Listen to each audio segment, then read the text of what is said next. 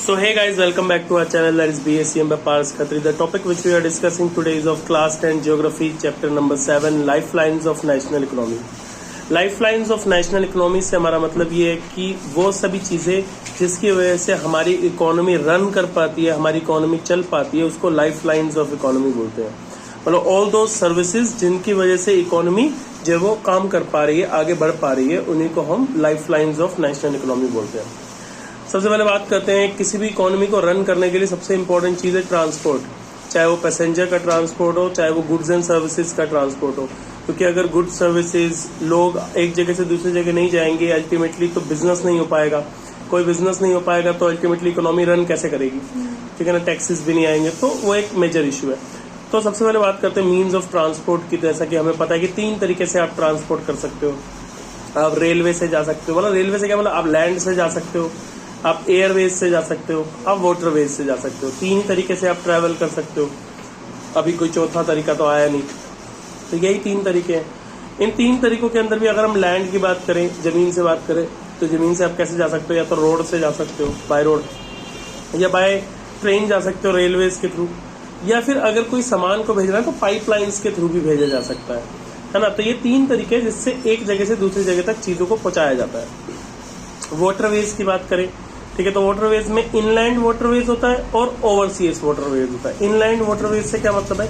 Inland waterways से मतलब है कि मान लीजिए कि मैंने दिल्ली से लेकर के मुंबई तक एक वाटरवे तैयार कर ली, एक इनलैंड वाटरवे तैयार कर ली, एक कैनाल बना ली, एक नहर बना ली, उस नहर से सामान आता जाता है, तो ये इसको बोलेंगे इनलैंड वाटरवेज. ठीक है, जिसके अंदर एक सिटी से दूसरी सिटी तक जो है वो नहर से या फिर नदी से कोई सामान पहुंचाया जा रहा है.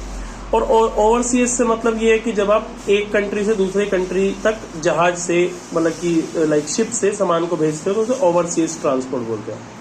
एयरवेज की बात करें तो इसमें डोमेस्टिक एयरवेज आ जाता है, इंटरनेशनल एयरवेज आ जाता है.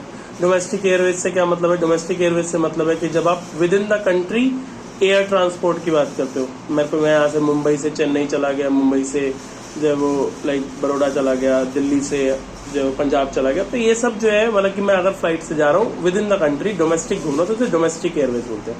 ऐसे ही अगर एयरपोर्ट पे जाओ तो डोमेस्टिक एयरपोर्ट अलग होता है, इंटरनेशनल उनका टर्मिनल अलग होता है. ऐसे ही फिर इंटरनेशनल एयरवेज के अंदर क्या आएगा कि मैं जो है वो लाइक एक कंट्री से दूसरी कंट्री जा रहा हूँ थ्रू एयर. ठीक है ना, मैं यहाँ से दिल्ली से दुबई चला गया, ठीक है ना, तो ये जब मैं एयर से गया बाय एयर गया तो ये एक इंटरनेशनल एयरवेज हो गया.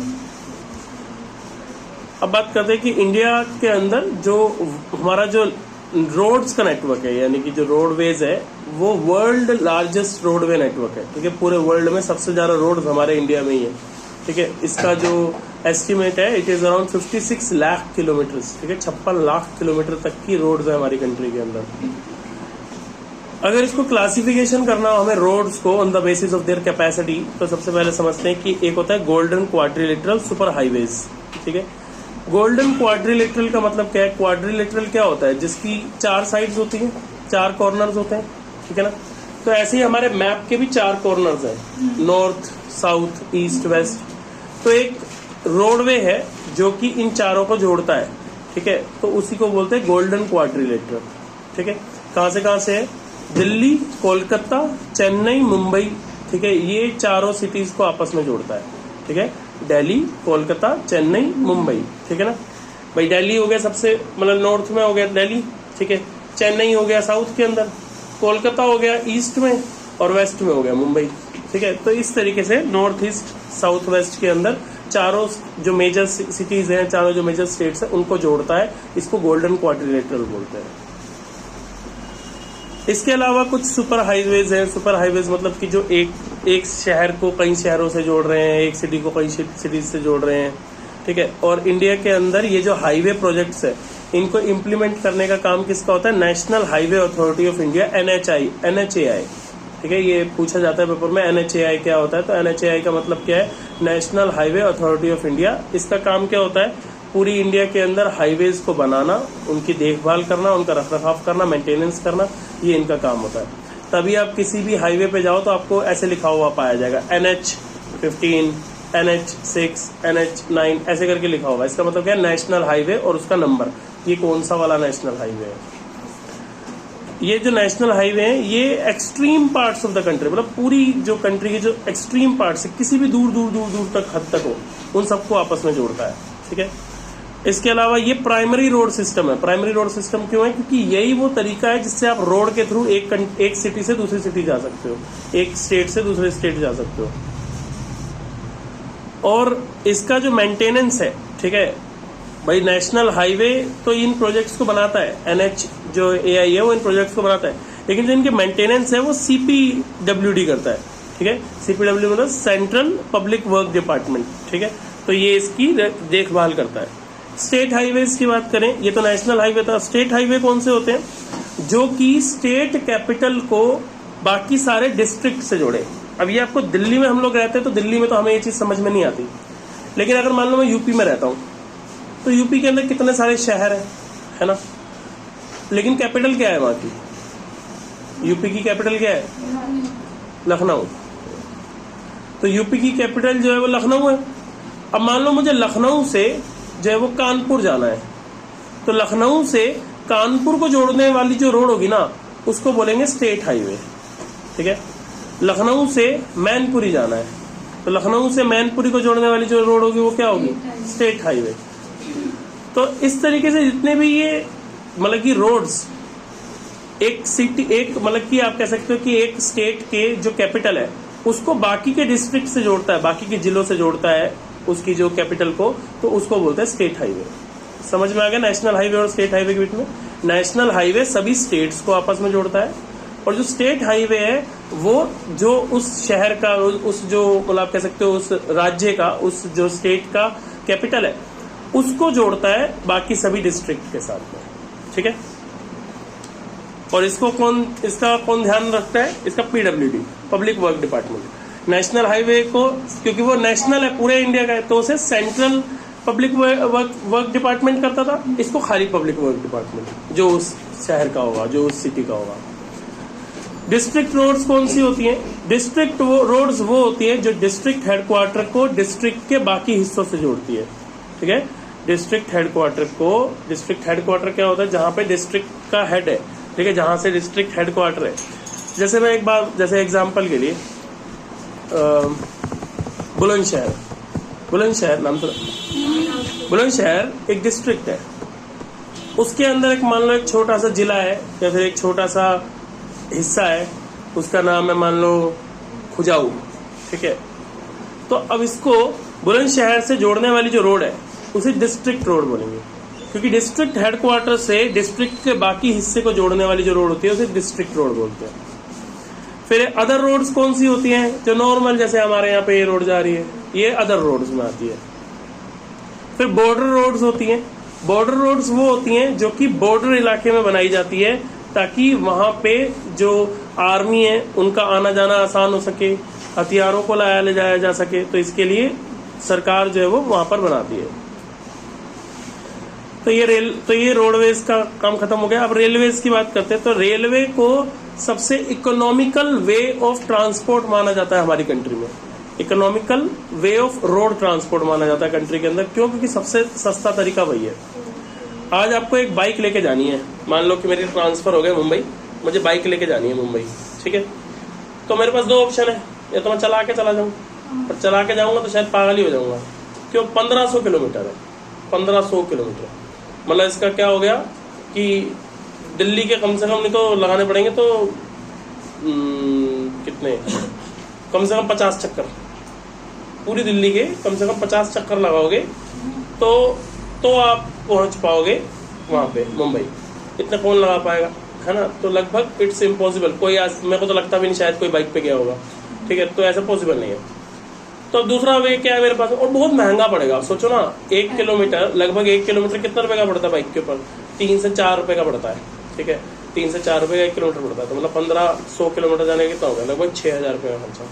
और ये तो सिर्फ पेट्रोल है, उसका मेंटेनेंस, बीच में कहीं पे टायर ना फट जाए, ये हो जाए, हो जाएगी, इतना चलेगी तो दिक्कतें आएंगी, तो लगभग 10,000 रुपये पड़ जाएगा, ठीक है, तो वो बहुत खर्चा है। पर यही अगर मैं उसे ट्रेन में डाल दूं ना, ट्रेन से आपको पता है ना बाइक से ले जाई जा सकती है, ट्रेन में अगर मैं बाइक डाल दूं तो उसका खर्चा मेरे हिसाब से मुंबई जाने का पड़ेगा करीब 1000-1500 रुपये से ऊपर का नहीं पड़ेगा, ठीक है। तो अब इसका मतलब क्या है? इसका मतलब ये है कि इकोनॉमिकल है, सस्ता है, चीप है। और साथ ही में क्या है, अब देखो एक इसके अंदर आपको ट्रैफिक का कोई इशू नहीं पड़ता, है ना। अब रेलवे की सबसे बढ़िया बात क्या है, कोई ट्रैफिक नहीं है भाई। जो रेल लाइन है उसके बीच में तो कोई आकर के दूसरी कोई टीपी नहीं करनी पड़ेगी ना, है ना। तो कोई ऐसी दिक्कत नहीं है। तो लोग जो है वो अपने एंटरटेनमेंट के लिए, काम के लिए, भगवान के दर्शन वर्शन के लिए, इन सब कामों के लिए, लंबे डिस्टेंसेस के लिए रेलवेज का इस्तेमाल करता है। कोई भी ऑफिस देखो शॉर्ट डिस्टेंस के लिए रेलवे का इस्तेमाल नहीं करता। हाँ, मेट्रो का इस्तेमाल किया जाता है, लेकिन रेलवे का इस्तेमाल कभी कोई शॉर्ट डिस्टेंस के लिए नहीं करता। जैसे एग्जाम्पल के लिए मैं आपको बताऊं, अब रेलवे स्टेशन तो ये मंगोलपुरी में भी है, और रेलवे स्टेशन जो है वो इधर बादली में भी है। पर मुझे तो नहीं लगता किसी ने आज तक कोई मंगोलपुरी जाकर के बादली के लिए ट्रेन पकड़ी होगी। इलॉजिकल है ना। उससे सस्ते में और उससे बढ़िया में तो बंदा ऑटो पकड़ के पहुंच जाएगा 20-25 मिनट के अंदर, है ना। तो इस तरीके से अब जो इंडियन रेलवे है, क्योंकि वो बहुत ही बड़ा एक एम्पायर है, बहुत बड़ा एक हिस्सा है, ठीक है। मतलब ऐसी चीज नहीं कि छोटी मोटी चीज नहीं है। तो इसलिए उसको 16 जोन्स में बांटा गया है, ठीक है। 16 हिस्सों में बांटा गया पूरी कंट्री में उसको, ठीक है। जैसे northern railway, southern railway, eastern railway, western railway, फिर उसके अंदर भी आगे parts, north west, north east, ऐसे ऐसे करके बहुत सारे पार्ट में बांटा गया। टोटल 16 जोन्स में बांटा गया उसको। और इसको हमारी कंट्री की एक्सेलरेशन बोलते हैं, ठीक है। हमारी कंट्री का एक्सेलरेशन मतलब गति बोलते हैं, ठीक है। कि हमारी कंट्री के, और देखो ना सिर्फ लोग और ये सामान, बट बिजनेसेस का भी बहुत सारा सामान एक कंट्री, एक जगह से दूसरी जगह जाता है। अगर आज मैं अमेजोन से कोई सामान मंगा रहा हूँ और वो मान लो चेन्नई से आ रहा है, तो वो ट्रेन से आ रहा होगा पक्का। वो ट्रेन से आएगा, यहाँ पे दिल्ली उतरेगा, फिर दिल्ली से कोई ना कोई बंदा उसे लेकर के मेरे घर आएगा। तो इस तरीके से हुआ। लेकिन कुछ प्रॉब्लम्स हैं रेलवे की, जिसकी वजह से रेलवे नुकसान में रहता है, रेलवे घाटे में रहता है, रेलवे का नुकसान होता है। तो उसकी सबसे बड़ा रीजन क्या है, ट्रैवलिंग विदाउट टिकट। इंडिया के अंदर लोग बहुत ज्यादा क्या करते हैं, टिकट के बिना ट्रैवल करते हैं। तो उसकी वजह से रेलवे को बहुत नुकसान पहुंचता है। उसके अलावा क्या, theft and damaging railway property. आप कभी ध्यान दो, रेलवे के बाथरूम के अंदर जो डब्बा भी रखा होता है ना पानी का, वो भी चेन से बंधा होता है। क्यों बंधा होता है भाई? लोग उठा के ले जाते हैं, एक्चुअल में लोग उठा के ले जाते हैं उसको, है ना। तो लोग उठा के ले जाते हैं, इसी वजह से जो है वो उसको बांधना पड़ता है। तो कहने का मतलब क्या है कि लोग बहुत ज्यादा डैमेज करते हैं रेलवे की प्रॉपर्टी में। आप देखो ना, रेलवे के अंदर आप कभी ट्रेन में बैठो तो आपको ध्यान देना, कोई भी ऐसी चीज नहीं होगी जिसको आप तोड़ सको, आपको कुछ दिखेगा ही नहीं ऐसा।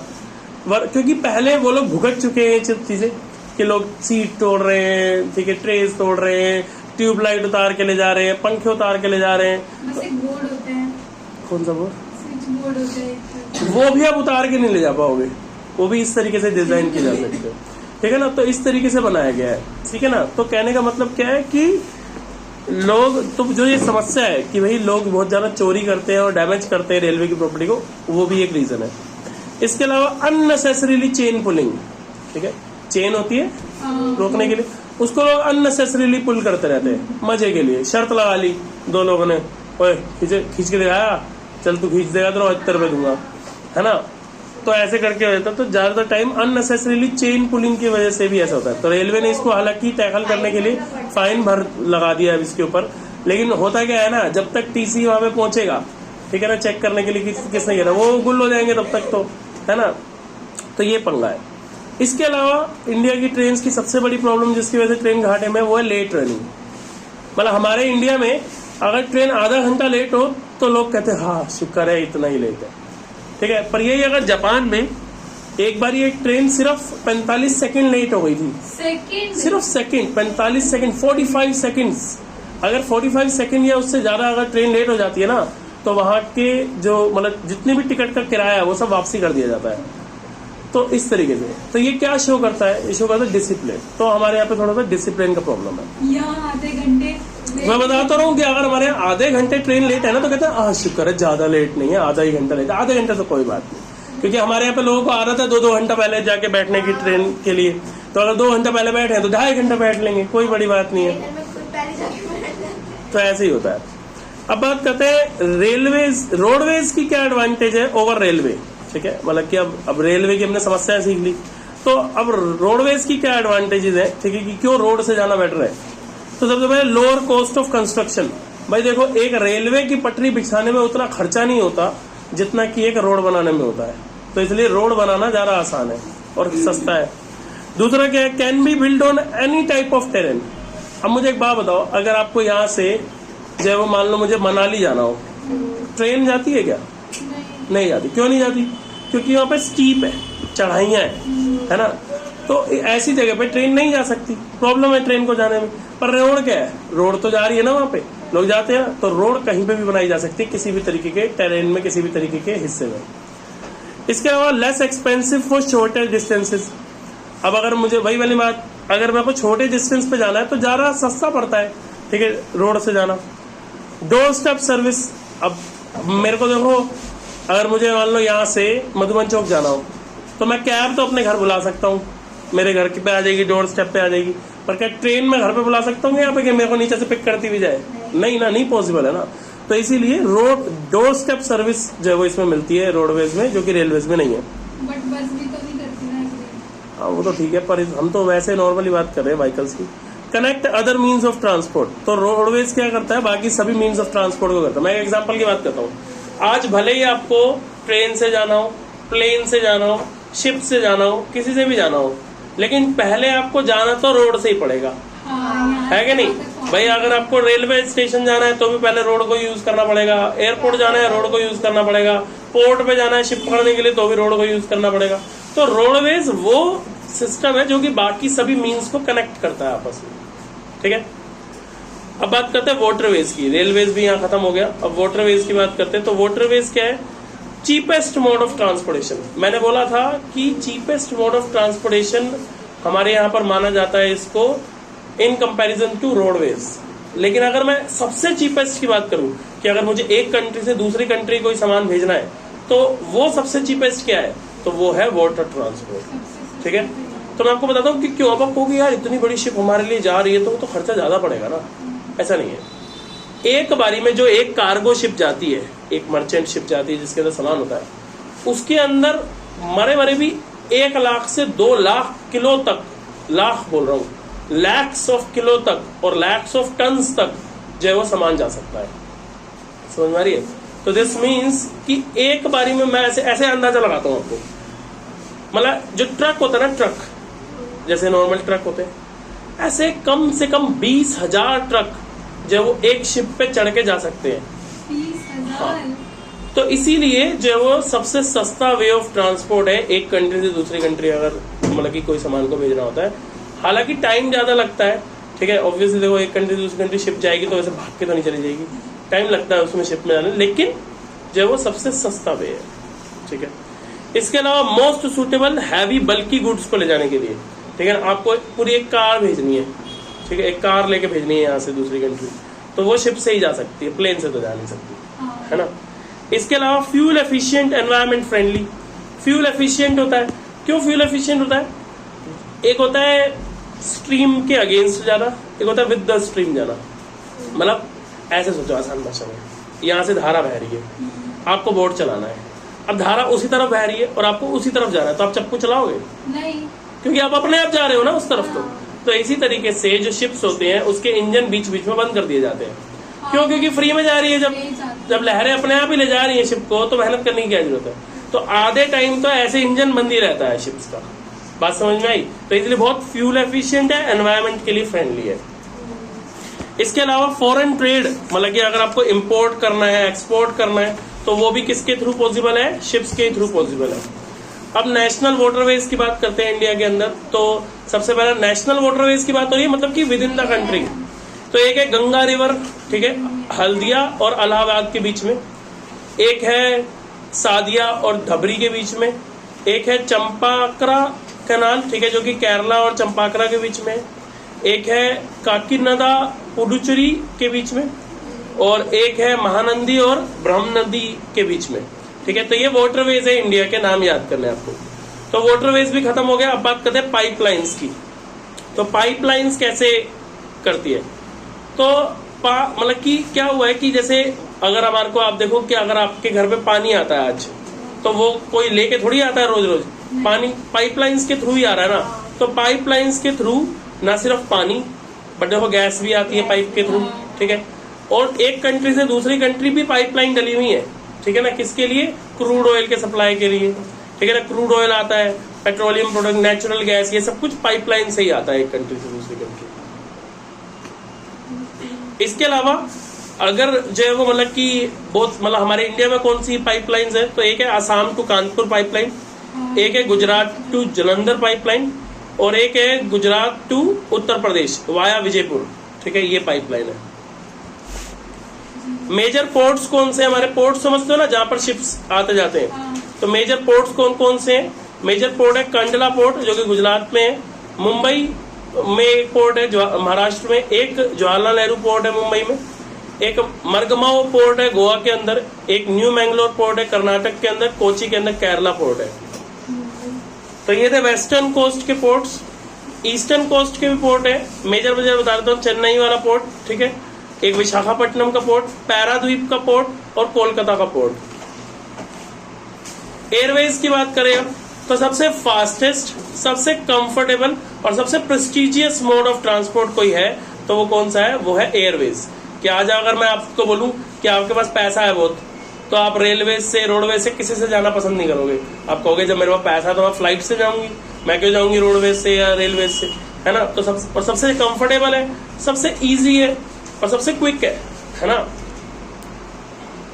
और आप इससे माउंटेन्स को, समुद्रों को, किसी को भी कवर करके जा सकते हो, कोई दिक्कत नहीं है।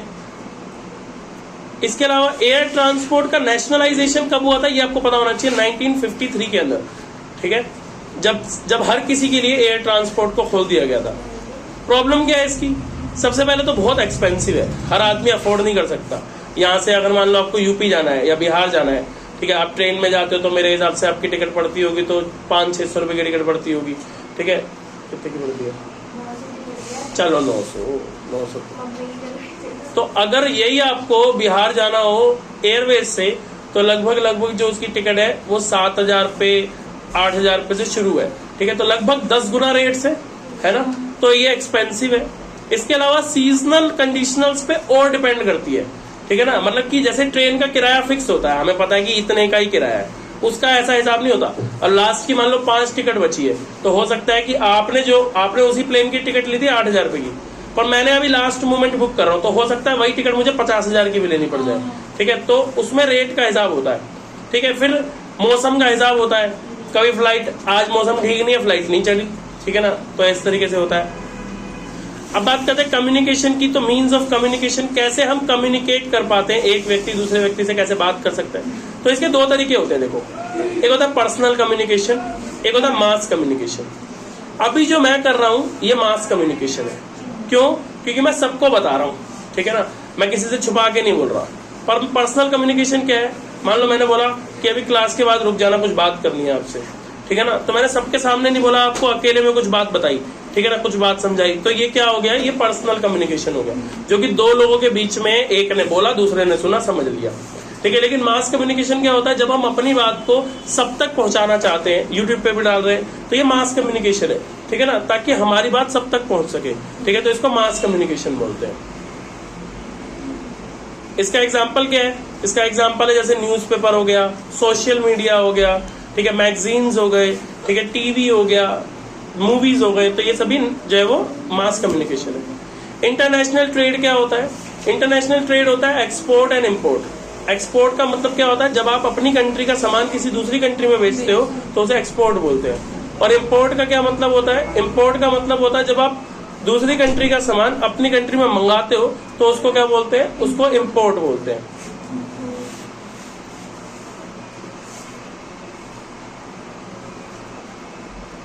अब ट्रांसपोर्ट और कम्युनिकेशन एक दूसरे के सप्लीमेंट्री होते हैं। सप्लीमेंट्री का मतलब क्या है? साथ चलते रहते हैं। ठीक है ना, क्योंकि अगर आप कम्युनिकेट नहीं करोगे, ठीक है भाई, देखो एग्जांपल के लिए ऐसे समझो कि आज के टाइम पे क्या है, आज के टाइम पे हम कहते हैं ना कि दुनिया छोटी होती चली जा रही है। जिन लोगों से मिलने के लिए आपको गांव में जाना पड़ता था, इतना किराया खर्च के जाना पड़ता था, आज वीडियो कॉल करो, वो सामने बैठे हैं, जितनी मर्जी देर गप्पे लगाओ, है ना। तो ये क्या है? एक तरीके से इसने आसान कर दिया ना चीजों को। अब बात करते हैं टूरिज्म एज अ ट्रेड की। टूरिज्म एज ट्रेड का मतलब क्या है कि देखो, अब टूरिज्म यानी कि घूमना, ठीक है, तो ये एक ट्रेड यानी कि एक बिजनेस बन गया है। ठीक है ना, बिजनेस कैसे बन गया है? अब आप देखो, आज अगर आपको घूमने जाना है तो जहां पे भी आप घूमने जाते हो, कितने लोगों का फायदा होता है ना उसमें, है ना भाई। अगर आप ट्रेन से जा रहे हो, रेलवे का फायदा हुआ, वहां से उतरे आपने रिक्शा लिया, रिक्शे वाले का फायदा हुआ, फिर आप वहां पे जहाँ पे होटल में रुके तो होटल वाले का फायदा हुआ, नीचे उतरे मार्केट में घूमे तो मार्केट से सामान लिया, मार्केट वालों का फायदा हुआ। तो ये सब क्या हो रहा है, अल्टीमेटली बिजनेस हो रहा है ना। तो टूरिज्म एक बहुत बड़े बिजनेस की तरह उभर रहा है इंडिया के अंदर, ठीक है, और एक्चुअल में होता भी है। अब ये इसी इंडस्ट्री में सबसे ज्यादा मार पड़ी थी कब, कोरोना के टाइम पे, क्योंकि सब बिजनेस बंद हो गए थे इन लोगों के। तो इस तरीके से होता है। So that's all about this chapter. If you have any doubt, you can always ask us in the comment section. Thank you so much.